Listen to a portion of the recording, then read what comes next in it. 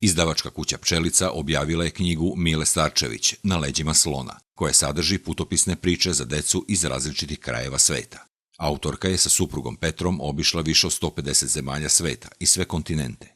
40 godina putujemo po svetu, muž i ja, i to nam je osmislilo život. To nam je smisao života. Bilo gde da sam bila, da smo putovali, da smo se našli, ja sam uvek, svaki čovjek je, kaže, dete nosi u sebi. Volela sam da čujem legende i bajke i lične observacije, kao ona jedina živa boginjica što ima u knjizi. U Katmandu su rekli, sad ćete vidjeti, ako budete imali sreće, jer ona se ne pojavljuje na prozoru, ona je boginja i nju nose.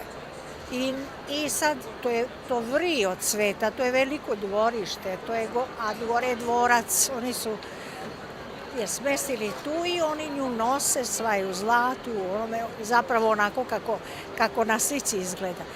I sad neko je viknuo kumari i na jednom na prozoru se pojavila devojčica boginja. Stao nam je dah.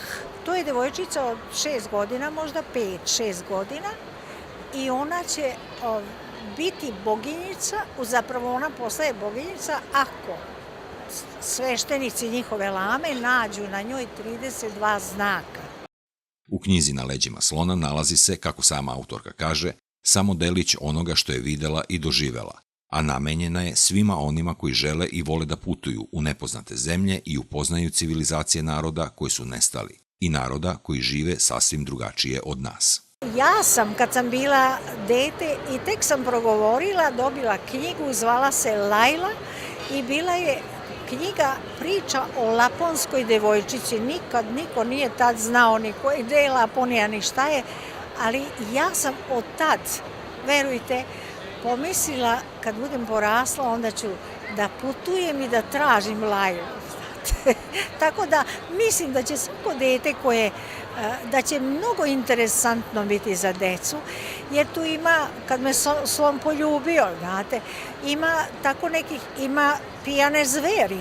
Recimo, to je mnogo interesantno za decu. Starčević piše i kako žive Masai plemena u Keniji, kako se živi na Tibetu, kakve pantalone nose deca u Kini, kako izgleda dečja svadba u Indiji. Najmlađi će saznati kako su sijamske mačke zaradile čvor na repu. Nikad se nisam uplašila, niti sam se plašila ni tad, ni kad smo ušli u hram zmija, otrovnica, ništa se nisam, nikad. Ko ima strah, on ne može da ide to i ne može da vidi sve to, ne može, jednostavno ne može. Putopisne priče Mile Starčević redovno objavljuju brojni časopisi u zemlji i inostranstvu, a njeni radovi prevođeni su na engleski, arapski, mađarski, persijski i slovenački jezik.